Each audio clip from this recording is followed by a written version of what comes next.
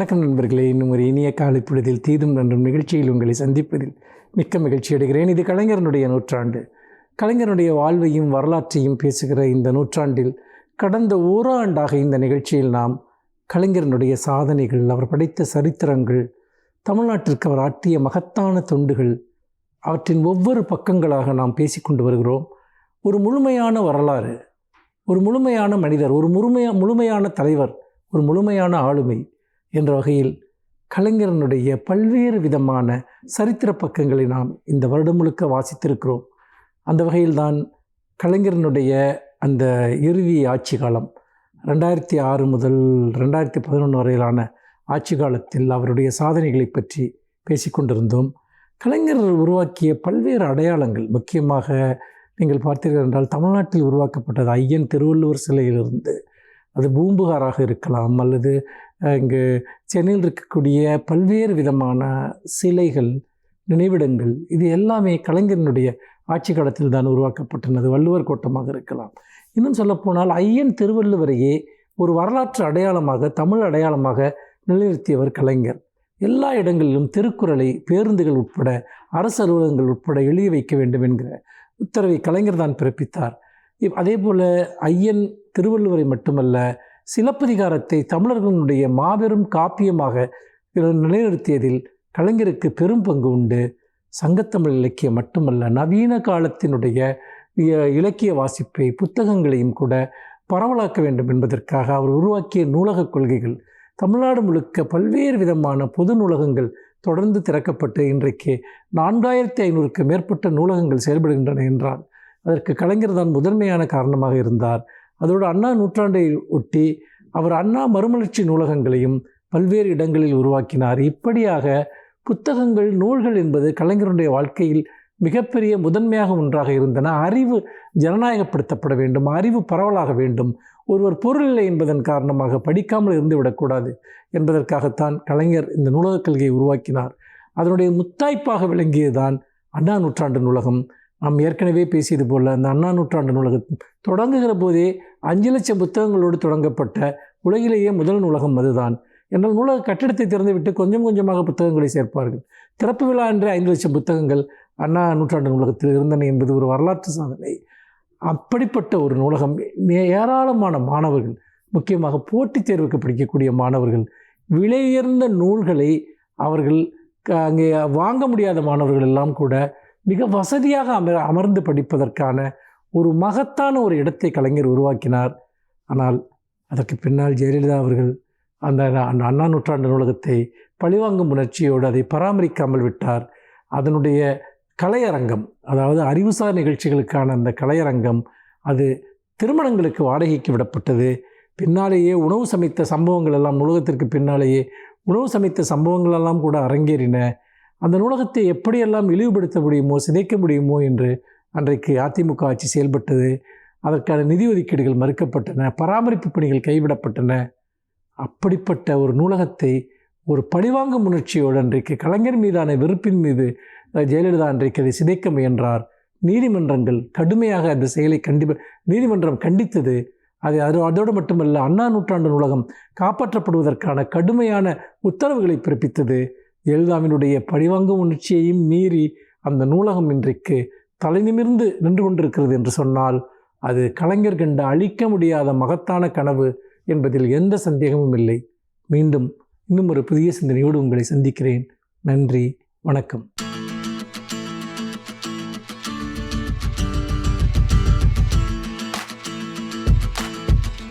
இன்றைய காலகட்டத்திலே எல்லோருக்கும் உள்ள மன அழுத்தத்தையும் மனச்சோர்வையும் போக்குவது எப்படி?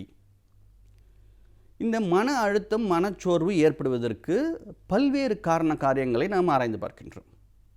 இதிலே நான் சொல்வது போல நமக்குள்ள உள்ள ஒரு பயமும், நமக்குள்ள உள்ள பதட்டம், நம் தோல்வியை உற்று வருமோ அப்படின்ற ஒரு பயம், ஒரு வாழ்க்கையை பற்றிய ஒரு பயம், எதிர்காலத்தை பற்றிய ஒரு பயம், இப்படி ஒரு பல்வேறு விதமான சிந்தனைகள் நம்மளுக்கு இந்த மன அழுத்தத்திற்கு காரணமாக அமைகின்றன. இதில் சின்ன சின்ன காரணங்கள் ஒவ்வொரு குடும்பத்திலும் ஒவ்வொரு மாணவர்களுக்கும் இதுதான் அப்படின்னு நம்ம பர்டிகுலராக சொல்ல முடியாத அளவிற்கு பல்வேறு காரியங்கள் இருக்கின்றன. இதில் பொதுவாக அப்படின்னு நம்ம பார்க்கும்போது நாம் தனியாக இருக்கின்றோமோ அப்படின்ற ஒரு ஃபீலிங், இரண்டாவது நம்மை தனிமைப்படுத்தி விட்டார்களோ அப்படின்ற ஒரு ஃபீலிங், அதையும் தாண்டி நம்மை வேறுபடுத்தி பார்க்கிறார்களோ அப்படின்ற ஒரு ஃபீலிங், இரண்டாவது அதுக்கு அடுத்தபடி பார்க்கும்போது நமக்கு மட்டுமே அநீதி இழைத்து விட்டதா இந்த உலகம், இந்த சமூகம் அப்படின்ற நமக்குள்ளேயே ஒரு கேள்வி. இப்படிப்பட்ட கேள்விகள், இரண்டாவது சின்ன சின்ன குடும்ப வன்முறைகள், குடும்பத்திலே ஒவ்வொருத்தருக்கு ஒருத்தர் புரிதல் இல்லாத ஒரு காரணங்கள், இந்த ஒரு சிச்சுவேஷனை எப்படி நாம் கையாள வேண்டும் என்பதை பற்றிய போதிய அறிவு இல்லாத காரணம், அறிவுன்னு சொல்ல முடியாது, அறியாமைன்னு சொல்லலாம், அறியாமை. இது இப்படி பல்வேறு காரணங்கள் இருக்கின்றன. இது பொதுவாக. ரெண்டாவது, குடும்பத்தில் உள்ள முக்கியமான உறுப்பினர்களுக்கு முன்னாடி இருந்த வருமானம் இப்பொழுது இருக்காது. அது ரெண்டாவது, அந்த ஒரு வீட்டிற்கு தேவையான சகல வசதிகளையும் அவனால் முன்னாடி இருந்தது போல் அவனால் அனுபவிக்க முடியாது. இரண்டாவது, குழந்தைகளுக்கு ஏன் இப்படிப்பட்ட ஒரு மன அழுத்தம் ஏற்படுகின்றது? குழந்தைகள் இந்த டிஜிட்டல் லேர்னிங், ஆன்லைன் லேர்னிங் இப்படி சொல்கிறோமே, இதையெல்லாம் நாம் எப்பொழுது கற்றுக் கொடுத்திருக்கிறோம் குழந்தைகளுக்கு? இல்லவே இல்லை. இன்றுதான், இப்பொழுதுதான் புதிய சூழல். இந்த சூழலே குழந்தைகளுக்கு ஒரு மிகப்பெரிய ஒரு புதிய சூழல். இந்த சூழலிலே குழந்தைகள் தங்களை பாதுகாத்து கொள்வது எப்படி? இந்த சைபர் கிரைம், சைபர் புல்லிங் இப்படின்னு சொல்கிறார்கள், இதிலிருந்து எப்படி பாதுகாக்க? ரெண்டாவது, இந்த சூழலிலே நம்ம உட்கார்ந்து நம்மளால் எவ்வளவு நேரம் அந்த ஆன்லைனிலே கிளாஸை கவனிக்க முடியும் அப்படின்ற ஒரு பயம் குழந்தைகளுக்கு.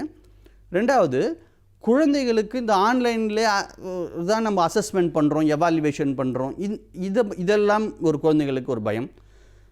அந்த ஆன்லைனில் டீச்சிங் பண்ணுறவங்க என்ன சொல்லுவாங்களோ, எல்லா குழந்தைகளும் கேட்குறாங்களே, நம்மளை பற்றி என்ன சொல்லுவாங்களோ, நம்ம என்ன பேச முடியலையே. அது ஒரு சில குழந்தைகள் பார்த்திங்கன்னா, நீங்கள் முன்னாடி ஒரு க்ரௌடில், ஒரு கூட்டத்திலே முன்னின்று வரமாட்டார்கள். ஒரு அச்சம் தான் காரணம் அதற்கு. ஸோ இதையெல்லாம் போக்க வேண்டும். இதற்கெல்லாம் லீடர்ஷிப் ஸ்கில்ஸ் நம்ம எப்படி இம்ப்ரூவ் பண்ணுறது அப்படின்ற விஷயம் இருக்குது. இந்த மாதிரி பல்வேறு காரணங்கள் இருக்கின்றன.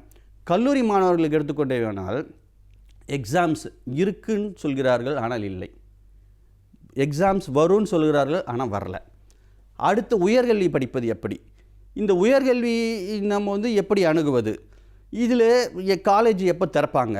நம்ம காலேஜ் லைஃப்பை எப்படி என்ஜாய் பண்ணுவது? அது கேரியர்ஸ், அதாவது அடுத்த கட்டத்திற்கு எப்படி செல்வது? இப்படி பல்வேறு காரணங்கள் கல்லூரி மாணவர்களுக்கு இருக்கின்றன. அது மாதிரி அடலசன்ஸ் அப்படின்ற பார்க்கும்போது அவர்களுக்கும் உள்ள மன அழுத்தம் இருக்க தான் செய்யும். ஏன்னா அவங்க எல்லாருமே ஒரு ஃப்ரெண்ட்ஸ், பியர்ஸ் குரூப்ஸ்ன்னு சொல்லுவார்கள், இவர்களோட கனெக்ஷன் ஆகியிருக்காங்க. அப்போது ஒவ்வொருத்தருக்கும் பேசி அளவலாகி வெளியில் ஒரு சாதாரணமான ஒரு சூழல் கிடையாது. அவங்களுக்கு என்ன ஆகுது? ஒரு விளையாட்டினுடைய நேரம் கட் ஆகிடுது.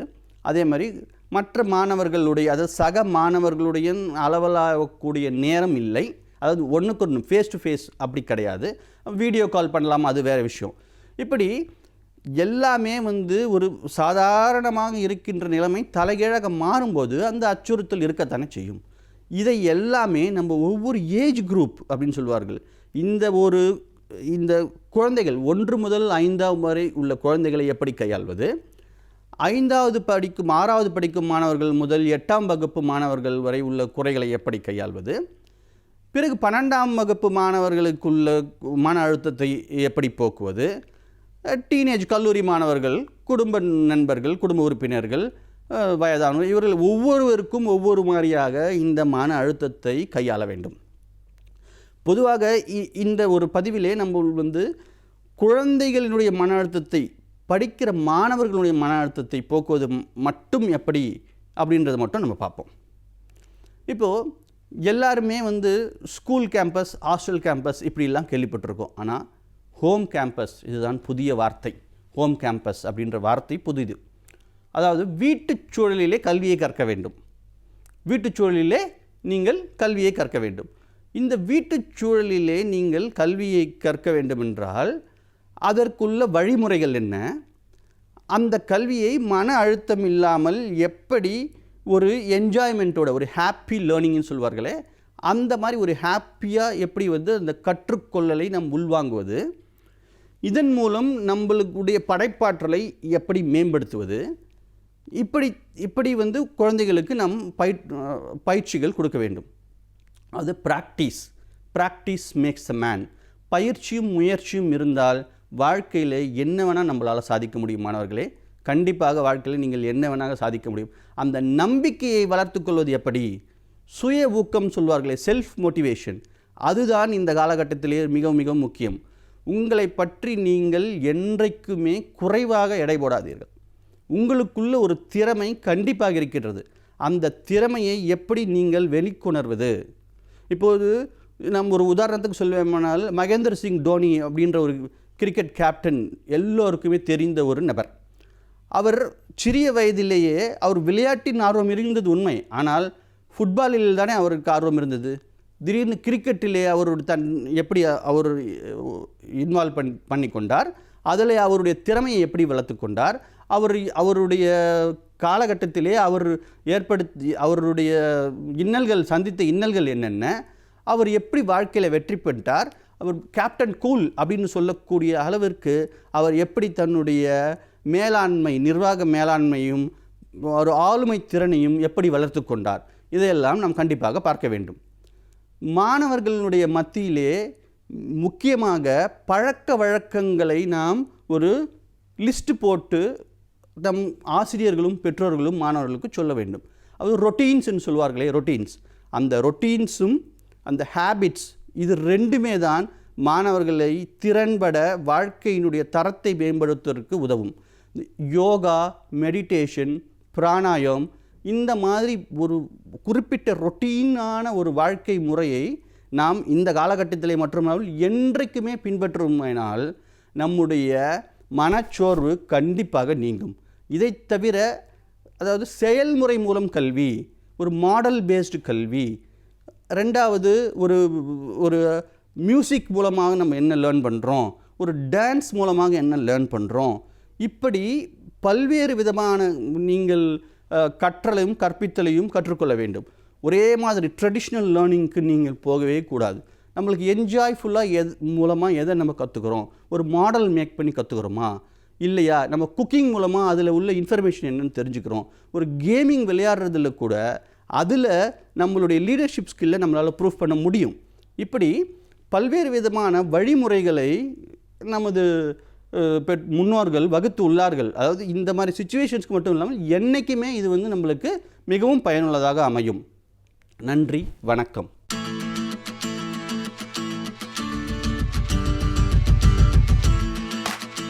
அனைவருக்கும் என் அன்பு வணக்கம். இன்றைய தலைமுறையினர் அறியாத ஒரு பெரிய நோய் பெரியம்மை என்பது. அதை ஆங்கிலத்தில் வினோதமாக ஸ்மால் பாக்ஸ் என்று சொல்லுவார்கள். அதை பிக் பாக்ஸ் என்று தான் சொல்ல வேண்டும். ஸ்மால் பாக்ஸ் என்று ஆங்கிலத்தில் சொல்லுவார்கள். அதற்கு தமிழில் பெரிய அம்மை என்று பெயர். இப்போதும் அம்மை நோய் வருகிறது. அது மிக சாதாரணமான அம்மை நோயாக இருக்கிறது. பெரிய அம்மை அப்படி அல்ல. இன்றைக்கு இருக்கிற இளைய தலைமுறையினருக்கு பெரிய அம்மை என்றால் என்ன என்றே தெரியாது, நல்ல வாய்ப்பாக தெரியாது. ஒரு கட்டத்தில் பெரியம்மை என்றால் உலகமே அச்சப்பட்டது. இந்தியாவிலே தான் அந்த நோய் கூடுதலாக இருந்தது. அதற்கு காரணம் வெப்பம்தான் என்று சொன்னார்கள். அதுவும் பிழையானதென்று அறிவியல் பிற்காலத்தில் மெய்ப்பித்தது. அதனை தவறாக வெப்பத்தினால் வருகிற நோய் என்று கருதி வெம்மை நோய் தான் நம்மை நோய் என்கிற கருத்து இருந்தது. இது வெம்மை நோய் என்பதனால் அதை தணிப்பதற்கு வேப்பிலையில் இருந்து வருகிற காற்று உதவும், மாரியம்மன் கோயிலில் போய் வேண்டிக் கொள்வது என்பதெல்லாம் இருந்தது. ஆனால் எட்வர்ட் ஜென்னர் என்கிற ஒரு விஞ்ஞானி தான் இதற்கான தடுப்பு மருந்து கண்டுபிடிக்க தொடங்கினார். எங்கே இருந்தென்றால் அம்மை நோயினுடைய அந்த நச்சு பொருளிலிருந்தே அதற்கான மருந்தையும் கண்டுபிடித்து மறுபடியும் உள்ளே செலுத்துவது. அதாவது என்ன நோய் வந்திருக்கிறதோ அந்த நோயையே மறுபடியும் செலுத்துவது என்கிற ஒரு புதிய முறை அது.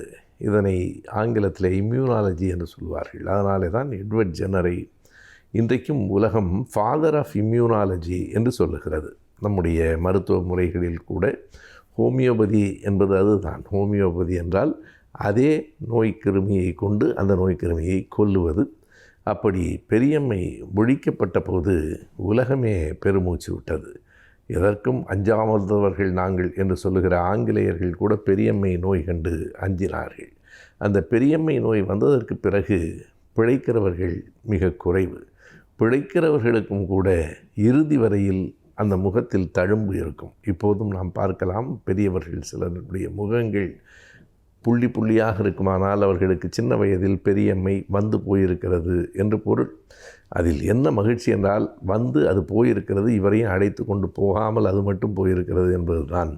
எனவே முகம் முழுவதும் அந்த வடு அல்லது அந்த தழும்பு இருக்கிறதே, அது சாகும் வரை மாறாது. முகம் என்பது பள்ளமும் மேடுமாகவே குழியாக இருக்கும். அப்படிப்பட்ட நோய்க்கு கண்டுபிடிக்கப்பட்ட அந்த மருந்து கொஞ்சம் கொஞ்சமாக வேலை செய்தது.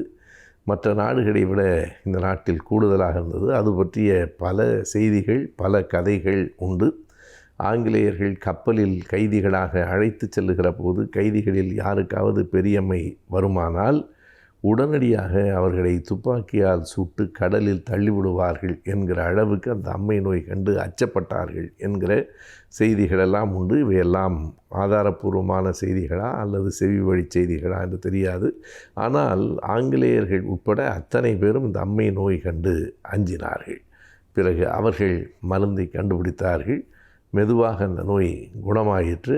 குறித்து கொள்ள வேண்டும், 1980 ஆண்டு மே மாதம் 8ஆம் தேதி WHO வேர்ல்டு ஹெல்த் ஆர்கனைசேஷன் என்கிற உலக சுகாதார நிறுவனம் ஓர் உலகமே மகிழத்தக்க ஓர் அறிவிப்பை அது வெளியிட்டது. அந்த அறிவிப்பு என்ன என்றால், கடைசியாக 1977 தான் ஒருவருக்கு அந்த அம்மை நோய் கண்டவரை நாம் பார்த்தோம். அதற்கு பிறகு அம்மை நோய் யாரையும் பாதிக்கவில்லை. இந்த பூமி பந்தை விட்டு பெரியம்மை போய்விட்டது என்று அறிவிக்கப்பட்ட நாள் மே 8. எட்வர்ட் ஜென்னரை பற்றி சொல்லுகிற போது ஒரு வரி செய்தியை சொல்வார்கள். அவர் தொடங்கினார். அதற்கு பிறகு பல அறிவியல் அறிஞர்கள் தொடர்ந்து ஆய்வுகளை மேற்கொண்டு அதனுடைய நிறைவு பகுதிக்கு வந்து சேர்ந்தார்கள். ஆனாலும் உலகத்திலேயே மிக கூடுதலான இறப்புகளை தவிர்த்தவர் எட்வர்ட் ஜென்னர் தான் என்று சொல்ல வேண்டும். அவ்வளவு பெரிய நோயை அவ்வளவு சரியான மருந்து கொண்டு இந்த அறிவியல் உலகம் தீர்த்து வைத்திருக்கிறது. அறிவியல் தான் எல்லாவற்றுக்குமான விடையாக இருக்கிறது என்பதை இந்த நாளில் நாம் நினைவில் கொள்ள வேண்டும்.